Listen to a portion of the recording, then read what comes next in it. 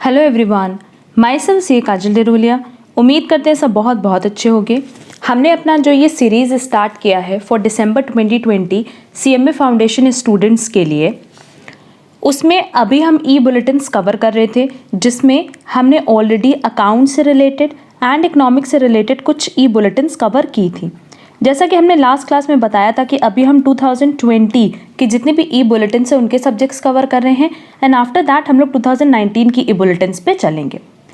अच्छा, last class में हमने बोला था कि जो भी ई बुलेटिन्स आप अपनी इंस्टीट्यूट की वेबसाइट से डाउनलोड कर लेना, बट अब हमने उसकी कॉपी आपको डिस्क्रिप्शन बॉक्स में प्रोवाइड कर दी है, तो आप चाहो तो डायरेक्टली वहाँ से डाउनलोड कर सकते हो। हमने जो लास्ट क्लास में देखा था वो था इकोनॉमिक्स के कुछ ई बुलेटिन्स, जिसमें हमने अप टू जून तक की ई बुलेटिन्स कवर कर ली थी, और आज की क्लास में हम लोग जुलाई, अगस्त एंड सितंबर की ई बुलेटिन्स कवर करेंगे। तो देखो, ये हमारी जुलाई 2020 की ई बुलेटिन्स है रिलेटेड टू इकोनॉमिक्स। तो चलो हम लोग आज का अपना सेशन स्टार्ट करते हैं। और हमने पहले भी बताया कि सारे क्वेश्चन तुम लोग के एग्जाम पॉइंट ऑफ व्यू से बहुत रेलेवेंट है। रीज़न बीइंग ये सारे क्वेश्चन आपके इंस्टीट्यूट के प्रोवाइड किए हुए हैं। एग्जाम में बेसिकली आपको वही क्वेश्चंस मिलेंगे जो इंस्टीट्यूट ने कहीं ना कहीं प्रोवाइड किए हैं, चाहे वो पास्ट ईयर पेपर में हो, चाहे वो उनकी ई बुलेटिन्स में हो, चाहे वो उनके बिट क्वेश्चंस हो जो कि हमने ऑलरेडी सॉल्व करा रखे हैं सितंबर 2020 अटेम्प्ट के लिए। तो वो सारे क्वेश्चंस आपके एग्जाम पॉइंट ऑफ व्यू से बहुत रेलेवेंट है। तो चलो अब हम लोग स्टार्ट करें अपना आज का सेशन। हमारा पहला क्वेश्चन है, who defined man to be an economic man. अगर इकोनॉमिक मैन की बात करें तो no doubt Adam Smith, that is A. Next, who introduced a dynamic approach to the study of economics. ये किसकी बात कर रहा है? डायनामिक अप्रोच की। रॉबिन्स, कीन्स, पिगू और सैमुअल्सन। डी सैमुअल्सन, क्योंकि सैमुअल्सन की डेफिनेशन किस पे बेस्ड है? डायनामिक अप्रोच पे। Next, price theory is the name of, ये ऑलरेडी हम डिस्कस कर चुके हैं, microeconomics. Next, investment in raw materials, semi finished goods and finished goods are called. अगर हम लोग raw material, semi finished goods that is work in progress and finished goods की बात करें तो ये किस तरह का इन्वेस्टमेंट है? स्टॉक इन्वेस्टमेंट, या कह सकते हैं inventory investment, that is D, inventory investment. Next, when total utility curve reaches the peak point, MU becomes infinity, unity, zero और नन ऑफ द अबव। इस पे भी हमने पहले डिस्कशन किया हुआ है कि अगर हमारा टोटल यूटिलिटी कर्व इस तरीके से बना है और वो अपनी पीक पे है, उस पॉइंट ऑफ टाइम पे जो हमारा मार्जिनल यूटिलिटी कर्व है वो क्या होगा? जीरो। तो इसका करेक्ट आंसर होगा C, zero. Next, if the demand curve is perfectly elastic. पहले देख लेते हैं कि परफेक्टली इलास्टिक क्या होता है। परफेक्टली इलास्टिक मतलब infinite, that is parallel to X axis, जैसा कि हमारा बनता है कौन से मार्केट में? परफेक्ट कंपटीशन मार्केट में। That implies the value of price elasticity is, ये कह रहा है कि प्राइस इलास्टिसिटी की ये वैल्यू कैसे रिप्रेजेंट करता है? इन्फिनाइट में। देखो फर्स्ट ऑप्शन दिया है unity, that is 1, 0, greater than 1 और none of the above. But obvious none of the above, क्योंकि अगर यूनिटी की बात करें तो इसको हम लोग कहते हैं, नाम याद कर लेना, हम यहाँ पे नाम लिख दे रहे हैं ताकि तुम लोग नाम याद कर सको।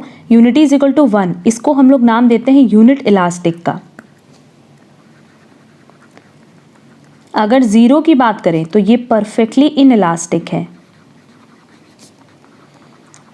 ये नाम तुम लोग के काम आएगा इसलिए हम बता रहे हैं। और ग्रेटर देन 1 मतलब इलास्टिक, इन्फिनाइट मतलब परफेक्टली इलास्टिक, और अगर लेस देन 1 होता तो उसको हम कहते हैं inelastic. Clear? Next, unit elastic supply curve will. अब देखो, अभी हमने बताया कि अगर हम लोग बात कर रहे हैं यूनिट सप्लाई कर्व की, तो यूनिट मतलब क्या हो गया? Is equal to 1। तो ये कुछ इस तरीके से बनेगी, that is pass through the origin. Answer होगा सी। देखेंगे next, internal diseconomies of scale is indicated by. इसका आंसर देखने के पहले ये समझ लेते हैं कि what is internal economies and diseconomies. अगर हम बात करें इंटरनल इकोनॉमीज की एंड डिसइकोनॉमीज की, क्योंकि इस पे कई बार क्वेश्चन आते हैं, तो पहले इसका कॉन्सेप्ट क्लियर कर लिया जाए। इंटरनल इकोनॉमीज में ये याद रखना है कि जो LAC कर्व है वो फॉल करता है, और डिसइकोनॉमीज में जो LAC कर्व है वो राइज करता है। तो बेसिकली इफ इन केस मान लो ये हमारा ग्राफ है, LAC कर्व ये जो फॉल कर रहा है ये किसकी वजह से हो रहा है? Due to internal economies. और ये जो राइज कर रहा है ये किसकी वजह से हो रहा है? Due to internal diseconomies. तो LAC कर्व का ये जो यू शेप बना है, ये यू शेप है ना, ये किसकी वजह से है? Due to internal economies and diseconomies. Clear? तो ये याद रखना। आप क्वेश्चन में हमसे अगर पूछा है अबाउट इंटरनल इकोनॉमीज और डिसइकोनॉमीज, तो हमें ये तो समझ में आ गया कि एक ही कर्व पे हमें मूवमेंट करना है।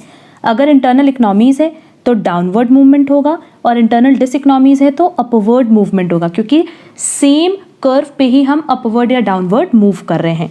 क्वेश्चन में हमसे पूछा अबाउट इंटरनल डिसइकोनॉमीज, तो इसका आंसर क्या हो जाएगा? Simply C upward movement along the LAC curve. ये अपवर्ड मूवमेंट है क्योंकि LAC कर्व यहाँ क्या होता है? राइज होता है। और शिफ्ट किस में होता है? शिफ्ट होता है बेसिकली एक्सटर्नल इकोनॉमीज एंड डिसइकोनॉमीज में। क्लियर? जैसे हमने डिमांड कर्व में पढ़ा था कि डिमांड में बेसिकली दो चीज़ होती है, एक तो डिमांड कर्व शिफ्ट होता है या सेम डिमांड कर्व पे मूवमेंट होती है। वैसे ही यहाँ पे हम लोग को इंटरनल इकोनॉमीज एंड डिसइकोनॉमीज समझना है। तो होपफुली ये पॉइंट तुम लोग को समझ में आया होगा।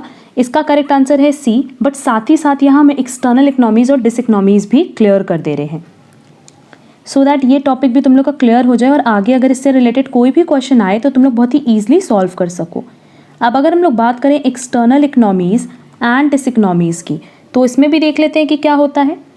एक्सटर्नल इकोनॉमीज में जो हमारा LAC कर्व है वो डाउनवर्ड शिफ्ट होता है। क्लियर? तो बट ऑफ इस डिसइकोनॉमीज में क्या होगा? LAC कर्व अपवर्ड शिफ्ट होगा। देख लो, ये LAC कर्व है, जब ये डाउनवर्ड शिफ्ट हो रहा है तो इसको हम कहते हैं एक्सटर्नल इकोनॉमीज, और ये अपवर्ड शिफ्ट होता है तो उसको हम कहते हैं एक्सटर्नल डिसइकोनॉमीज। क्लियर है? तो ये पॉइंट आपके एग्जाम के लिए बहुत रेलेवेंट है, इसको अच्छे से याद रखना और क्वेश्चन में पहले देख लेना इंटरनल पूछा है कि external. Next question, demand curve of the firm under perfectly competitive market is. अभी हमने बताया कि परफेक्टली कॉम्पिटेटिव मार्केट में इस तरीके से that is parallel to x बनता है which is equal to infinite, और इन्फिनाइट को हम क्या कहते हैं? Perfectly elastic, that is D। Next, product differentiation is other name of, ये भी पहले ही बताया है, monopolistic competition, that is C। अब देखो हमारे पास क्वेश्चन दिया है फिल इन द ब्लैंक्स, हम लोग ये डिस्कस कर लेते हैं क्योंकि इस पैटर्न पे तो क्वेश्चन नहीं आएगा बट इसमें से MCQs बन सकते हैं। पहला है, according to Fisher's theory money is demanded for dash purpose. Money किस लिए डिमांड किया जाता है? सिर्फ और सिर्फ ट्रांजैक्शंस करने के लिए, that is transaction purpose. Next, government spending increases beyond what can be financed by taxation. मतलब अगर हमें गवर्नमेंट स्पेंडिंग इंक्रीज करनी है तो इस प्रोसेस को हम क्या कहते हैं? Deficit financing. Next, bad money drives good money out of circulation is known as, ये हम सबको पता है कि ये ग्रेशम्स लॉ है। नेक्स्ट, RBI lends money to the commercial banks and charges some remuneration for it. यहाँ RBI लेंड करा है किसको? कमर्शियल बैंक को, तो इस रेम्यूनरेशन को हम क्या बोलेंगे? Repo rate. And last, when prices are decreasing continuously but obvious इस पीरियड को हम क्या बोलेंगे? डिफ्लेशन। नेक्स्ट, अब देख लेते हैं ट्रू एंड फॉल्स। पहला है, gross investment is equal to net investment plus depreciation. देखो अगर नेट इन्वेस्टमेंट हम लोग कैलकुलेट करते हैं तो हम लोग क्या करते हैं? ग्रॉस इन्वेस्टमेंट से डेप्रीसिएशन माइनस करते हैं, तो इसको इधर ला करके ऐड भी कर सकते हैं, तो करेक्ट है, true. Next, parametric change will cause a movement along the demand curve. अब हमें पता है कि movement along the demand curve सिर्फ तब होता है जब प्राइस में चेंज होता है, तो आंसर क्या होगा? False. Next, a discriminating monopolist charges higher price for the product in a market where price elasticity of demand is relatively elastic. कह रहा है कि जो डिस्क्रिमिनेटिंग प्राइस डिस्क्रिमिनेशन होता है मोनोपोलिस्ट मार्केट में या मोनोपोली मार्केट में, वो बेसिकली उस मार्केट में होता है जहां प्राइस इलास्टिसिटी ऑफ डिमांड किसके बराबर होता है? Relatively inelastic. रिलेटिवली इनइलास्टिक मतलब ज़ीरो, कि जहाँ पे प्राइस बढ़ाएं या प्राइस घटाएं उससे कोई फ़र्क नहीं पड़ेगा, परचेज तो आपको करना ही पड़ेगा। फॉर एग्जांपल सॉल्ट, मेडिसिन, तो इन सब के लिए no doubt price discrimination possible है, क्योंकि जैसे कस्टमर होंगे हम उनसे वैसा चार्ज करेंगे, तो करेक्ट है, true. Next, in classical theory the money market equilibrium equation is M is equal to K P Y plus LR। नहीं, इक्वेशन क्या था? MD is equal to K Y minus HI, ये था ना हम लोगों का इक्वेशन, तो ये इक्वेशन गलत दिया हुआ है, तो आंसर हो जाएगा false. Next, public expenditure comes under the monetary policy, नहीं, ये फिस्कल पॉलिसी का पार्ट है, तो आंसर होगा फॉल्स। अब आएंगे मैचिंग पे। पहला दिया है credit creation, monetary policy, normal profit, Marshall, oligopolistic market और commercial bank. But obvious commercial bank. Cartel कहाँ होता है? ओलिगोपोलिस्टिक मार्केट में, दैट इज डी। आरबीआई का काम क्या है? Monetary policy. Production cost, normal profit and welfare definition किसकी है? मार्शल की। तो ये मैच द फॉलोइंग से एमसीक्यूज बन सकते हैं, इसलिए हम ये सारे क्वेश्चंस करा रहे हैं क्योंकि एग्जाम पॉइंट ऑफ व्यू से रेलेवेंट है। तो चलो ये तो हमारा कंप्लीट हो गया। ये हमारा था जुलाई 2020 की ई बुलेटिन। अब हम लोग चलेंगे अगस्त 2020 की ई बुलेटिन पे। अब देखो ये ई बुलेटिन है अगस्त 2020 की और इसमें हम लोग इकोनॉमिक्स के सारे क्वेश्चंस देखेंगे। हमारा पहला क्वेश्चन है what is a function of the market. इसमें से मार्केट का फंक्शन कौन सा है? To determine the price of the goods, हाँ। To determine the quantity of goods to be supplied, हाँ। मतलब प्राइस भी और क्वांटिटी भी, that is both A and B. Next, how welfare can be increased in a country. Welfare कैसे बढ़ाया जा सकता है? By increasing the national income of the country, by creating more wealth in the country, by the even distribution of income and wealth. अगर even distribution है तो welfare automatically बढ़ जाएगा, that is C. Next, which one of the following is investment? Purchasing a second hand automobile, purchasing an existing share from another shareholder, purchasing a new share floated by a company or none of the above. अब अगर investment बढ़ाना है तो किसी नई चीज़ में investment करना होगा, दैट इज सी। बाकी तो सब सेकेंड हैंड या एग्जिस्टिंग है।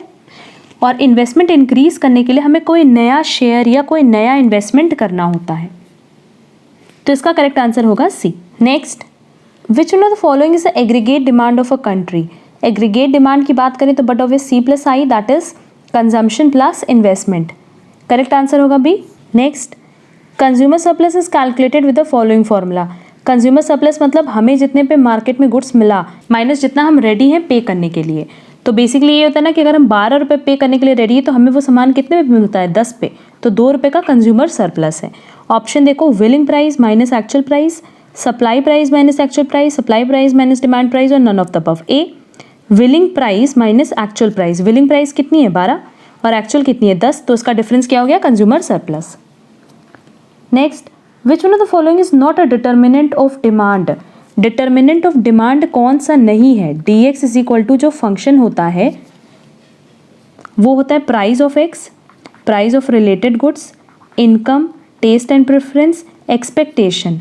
तो यहाँ देखो प्राइस ऑफ गुड ये तो डिटर्मिनेंट है, इनकम भी डिटर्मिनेंट है, प्राइस ऑफ सब्स्टिट्यूट भी डिटर्मिनेंट है, but price of raw material ये डिटर्मिनेंट नहीं है, तो इसका करेक्ट आंसर होगा डी।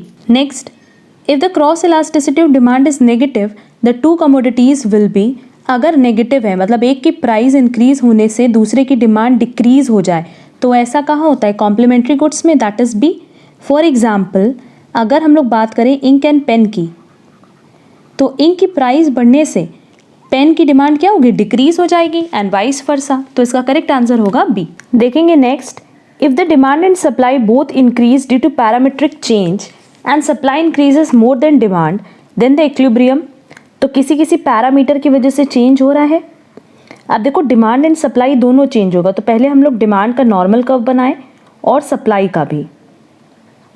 अब आगे कह रहा है कि सप्लाई इंक्रीज हो रहा है और डिमांड भी इंक्रीज हो रहा है, बट सप्लाई में जो इंक्रीज है वो मोर देन डिमांड है।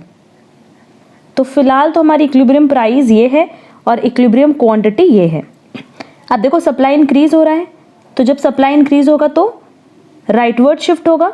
इसमें इफ इन केस मान लो 10% का चेंज हो रहा है तो डिमांड भी इंक्रीज होगा, बट डिमांड में इंक्रीज कम होगा।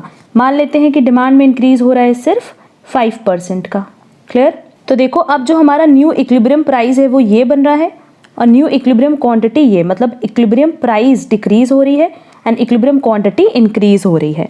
तो इसका करेक्ट आंसर होगा D, price falls and quantity rises. Clear? तो सिंपली हम लोग क्या करेंगे, डायग्राम बना करके देख लेंगे, इससे हमारा करेक्ट आंसर तुरंत आ जाएगा। नेक्स्ट क्वेश्चन है profit maximising condition for the firm. Profit maximising में दो ही कंडीशन होती है, पहला MR is equal to MC and दूसरा कि MC कर्व कट करेगा MR को फ्रॉम द बिलो। तो देख लेते हैं, पहला तो नहीं होगा, दूसरे में देखो लिखा है MC is equal to MR and MC curve cut से MR कर्व फ्रॉम अबव, तो अबव नहीं बल्कि बिलो है, that is C। Next, in a monopolistic market monopolistic market में क्या कोई सप्लाई कर्व होता है? नहीं। Upward rising, downward falling, no supply curve, none of the above. But obviously ये क्वेश्चन हमने बहुत बार डिस्कस किया है। अब चलो again fill in the blanks हमारे पास दिया है, जल्दी जल्दी इसको कर लेते हैं। According to Adam Smith, invisible hand is also called. अगर इनविजिबल हैंड की बात करें तो ये लर्न कर लेना कि ये बात कर रहा है किसकी? प्राइस सिस्टम की। Next, central bank enjoys exclusive power of dash issue. Central bank that is RBI note issue की बात हो रही है। Next, ICICI is a dash sector bank, private sector bank.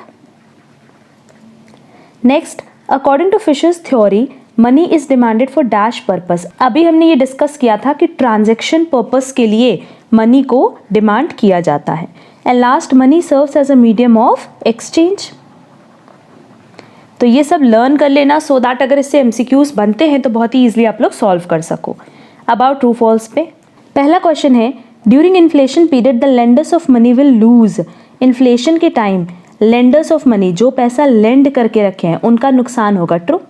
Next, unit trust of India that is UTI was established to mobilize the savings of the relatively small investors। तो no doubt small investors की savings को ही mobilise या इकट्ठा करने के लिए या start करने के लिए यूटीआई बना। True. Next, cash reserve ratio that is CRR can not control the credit creation. वो क्रेडिट क्रिएशन कंट्रोल कर सकता है, तो आंसर क्या होगा? False. The rate at which funds are borrowed and lent among the commercial banks in the call and notice market is called bank rate. False, क्योंकि उसको हम क्या कहते हैं? उसको हम कहते हैं call rate.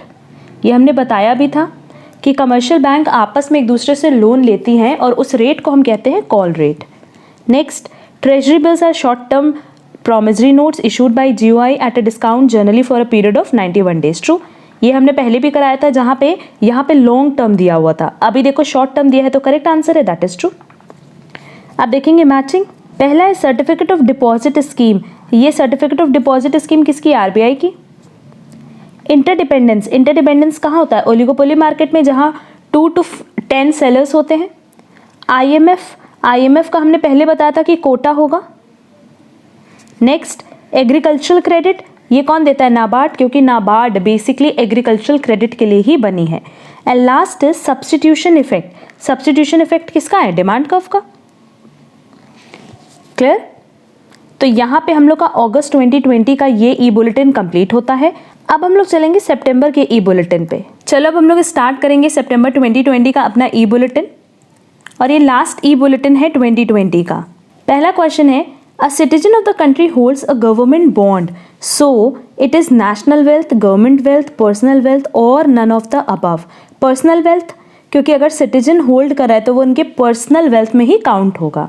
Next, welfare will increase if national income increases, nation goes on crediting wealth, domestic and international trade increases, wealth is distributed properly among the citizen। अगर equal distribution होता है तो ही welfare increase होगा, नहीं तो नहीं। That is D। इसका correct answer हो जाएगा D। रीजन बिंग क्वेश्चन में पूछा है कि वेलफेयर कब इंक्रीज होगा? वेलफेयर तो तभी इंक्रीज होगा ना जब वेल्थ मॉनेटरी टर्म्स में चीजें इक्वली डिस्ट्रीब्यूट हो among citizens. Next, constituents of the money supply are rupee notes and coins, ये भी कॉन्स्टिट्यूएंट है। क्रेडिट कार्ड भी कॉन्स्टिट्यूएंट है। ट्रैवलर चेक्स कॉन्स्टिट्यूएंट है। तो आंसर होगा D, all of the 3 above. Next, central problem of all economies. अब central problem की बात करें तो what to produce, how to produce, for whom to produce, ये तीनों ही सेंट्रल प्रॉब्लम है, तो ऑल ऑफ द 3 अबव। ये सब सिंपल क्वेश्चंस हैं। नेक्स्ट देखो, इन्वेंट्री इन्वेस्टमेंट एम्प्लाइज। इसके पहले हमने क्वेश्चन में देखा था जहां हमारे पास इन्वेस्टमेंट का नाम दिया था और पूछा था कि किस तरह का इन्वेस्टमेंट है। अब पूछ रहा है कि इन्वेंट्री इन्वेस्टमेंट कौन सा है? Raw material, WIP that is semi finished goods and finished goods, but obvious answer होगा B. Next, determinants of consumption. Consumption के डिटर्मिनेंट्स कौन से हैं? प्रेजेंट इनकम भी है, फ्यूचर इनकम भी है, वेल्थ इनकम भी है, all of the 3 above. Consumption के लिए हम किसको डिटरमाइन करते हैं? तीनों टाइप्स की इनकम को। Law of diminishing marginal utility was first propounded by, सबसे पहले किसके थ्रू प्रपाउंड हुआ था? H.H. गोसन। तुम लोग को याद होगा कि डिमिनिशिंग मार्जिनल यूटिलिटी के लिए हम लोग मार्शल पढ़ते हैं, बट सबसे पहले किसने प्रपाउंड किया था? H.H. गोसन ने, that is C. Next, which one of the following is correct in the short run? अब देखो शॉर्ट रन की बात क्या है, शॉर्ट रन मतलब जहाँ पे कुछ फैक्टर्स वेरिएबल होते हैं और कुछ हमारे क्या होते हैं, फिक्स्ड होते हैं। तो देख लेते हैं क्या क्या ऑप्शन दिया है। Level of employment when MP is maximum greater than level of employment when AP is maximum. Level of employment when MP is maximum is less than level of employment when AP is maximum is equal to, तो होगा ही नहीं। And MP और TP की भी बात नहीं करेंगे। अगर शॉर्ट रन की बात करें तो शॉर्ट रन में हम किसकी बात करेंगे, MP और AP की। और जहाँ पे हमारा level of employment when AP is maximum ये लेस हो किससे, AP से, तो शॉर्ट रन में ये करेक्ट होगा। मतलब MP is less than AP कि यहाँ जितना एम्प्लॉयमेंट है वो हमेशा किससे कम होगा, AP के एम्प्लॉयमेंट लेवल से, that is B। Next, MC can be calculated by using the formula. MC की अगर बात करें मार्शल कॉस्ट, तो हमें पता है मार्शल कॉस्ट के लिए हम लोग कई सारे फॉर्मूले यूज कर सकते हैं। जैसे एक हो जाएगा change in TC divided by change in quantity, और TCN माइनस 1। TC की जगह हम लोग रिप्लेस कर सकते हैं TVC, that is total variable cost. तो पहला तो नहीं होगा, दूसरा भी नहीं होगा क्योंकि TC अपॉन Q है, चेंज नहीं बोला है। थर्ड देखो ये बता रहा है change in TVC divided by change in quantity, तो ये सही है क्योंकि TC की जगह हमने TVC ले लिया, तो आंसर क्या हो जाएगा, C। Last, OPEC countries forming a cartel, जहां कार्टेल आएगा वहां हम लोग किसकी बात करते हैं, ओलिगोपोली की। ये तो क्लियर है। ये किसका एग्जाम्पल है, ये तो बहुत फेमस एग्जाम्पल है किसका, कोल्यूसिव ओलिगोपोली का। क्योंकि कोल्यूसिव ओलिगोपोली में बेसिकली क्या होता है, ये एक ऐसा फॉर्म ऑफ मार्केट है जहां पे कुछ फर्म्स मिलके, फ्यू फर्म्स मिलकर के एक म्यूचुअल अग्रीमेंट बनाती हैं कि वो कंपटीशन आपस में नहीं करेंगी, तो यही होता है कार्टेल। तो ये किसका एग्जाम्पल है, C, that is collusive oligopoly. अब देखेंगे फिल इन द ब्लैंक्स। पहला है production is dash of utility and consumption is dash of utility. Production utility बनाता है और कंजम्पशन यूटिलिटी को खत्म करता है। तो प्रोडक्शन क्या हो जाएगा, creation of utility, and consumption क्या हो जाएगा, destruction of utility. Clear. Wealth is a dash owned at a point of time and income is a dash over a period of time. तो ये क्या है, स्टॉक, और इनकम कौन सा कॉन्सेप्ट है, flow. Next, the aim of ICICI is to develop the industries under the dash sector only. It is a dash bank. ICICI की बात करें तो ये प्राइवेट बैंक है, तो इनकी कोशिश क्या है कि सब प्राइवेट सेक्टर बैंक में है क्योंकि ये खुद प्राइवेट सेक्टर बैंक है। Next, central bank is the dash of foreign exchange reserves but of is custodian, कि बाहर से जितनी भी फॉरेन एक्सचेंज आती है ये किनकी कस्टडी में रहती है, सेंट्रल बैंक की, दैट इज RBI की। तो ये क्या है, foreign exchange reserve, that is foreign currency के कस्टोडियन की, उनकी कस्टडी में ये रहती है। Commercial bills are drawn generally for 90 days, और यहाँ पे अभी हम लोग देख रहे थे जो ट्रेजरी बिल था वो कितने दिन के लिए था, फॉर 91 डेज। ट्रू फॉल्स देखते हैं। Next, true false, economic cost is equal to explicit plus implicit plus normal profit. सही है, क्योंकि इकोनॉमिक कॉस्ट पूछा है तो इकोनॉमिक कॉस्ट में तो सारी कॉस्ट आएगी, चाहे हम उसको बुक्स में अकाउंटिंग उसकी करें या ना करें, तो true. Next, internal diseconomies cause LAC to fall and internal economy cause LAC to rise. False, अभी हमने इसको कंप्लीटली एक्सप्लेन किया है कि डिसइकोनॉमीज में ये राइज करता है और इकोनॉमीज में ये फॉल करता है। Next, credit creation is directly related to CRR। False, directly related नहीं है बल्कि इनडायरेक्टली रिलेटेड है। The concept of monopolistic competition was introduced by Chamberlin. True. The monopolist charges higher price for a product in a market where price elasticity of demand is relatively elastic. अभी बताया था कि अगर zero है तो price discrimination होता है, that is true. And last हमारा है मैचिंग। AFC प्लस AVC ये किसके बराबर होता है, AC के, that is C। SDR special drawing right, ये तुम लोग को पता है, IMF, ये हम ऑलमोस्ट हर एक ई बुलेटिन में तुम लोग को बता चुके हैं। नेक्स्ट है ऐड ऑल MPs, अगर मार्जिनल प्रोडक्ट को ऐड करेंगे तो क्या आ जाएगा, टोटल प्रोडक्ट। अगर इम्प्लिसिट कॉस्ट की बात करें तो इम्प्लिसिट कॉस्ट वो कॉस्ट होता है जो कि आप जिसकी अकाउंटिंग नहीं करते हो बुक्स में, रीजन बीइंग कि वो ओनर से खुद बिलोंग करती है। रेंट टू ओन लैंड, अपने ही लैंड की जो रेंट है। एंड लास्ट, मार्जिनल रेवेन्यू की अगर हम बात करें तो मार्जिनल रेवेन्यू कहाँ जाएगा बेटा, देखो अभी ये बताएं, change in TR divided by change in Q। Clear है। और इम्प्लिसिट और एक्सप्लिसिट याद रखना कि अगर हम लोग बात करें इम्प्लिसिट कॉज की, तो इम्प्लिसिट कॉज बेसिकली बुक्स में रिकॉर्ड नहीं की जाती है और एक्सप्लिसिट कॉज को हम लोग बुक्स में रिकॉर्ड करते हैं। तो देखो यहाँ पे हमारा ये जो ई बुलेटिन है सितंबर 2020 का, ये भी कंप्लीट हो गया। तो 2020 में जितने भी इकोनॉमिक्स से रिलेटेड हमारे एमसीक्यूज थे वो सारे हमने कवर कर लिए और बार बार हम कह रहे हैं कि ये क्वेश्चंस बहुत important exam point of view से। इसके अलावा हमने फॉर सितंबर 2020 भी जितनी सीरीज अपलोड की हैं, 12 सीरीज ऑलमोस्ट अपलोड की हैं, वो भी आपके दिसंबर एग्जाम के लिए बहुत रेलेवेंट है। तो ये सारे क्वेश्चंस अच्छे से प्रैक्टिस कर लेना। नेक्स्ट क्लास में हम लोग मैनेजमेंट के क्वेश्चंस देखेंगे एंड स्टैट्स के क्वेश्चंस देखेंगे। आज की क्लास में कहीं पे भी कोई प्रॉब्लम हो तो कमेंट बॉक्स में कमेंट ज़रूर करना। आज के लिए बस इतना। Thank you so much.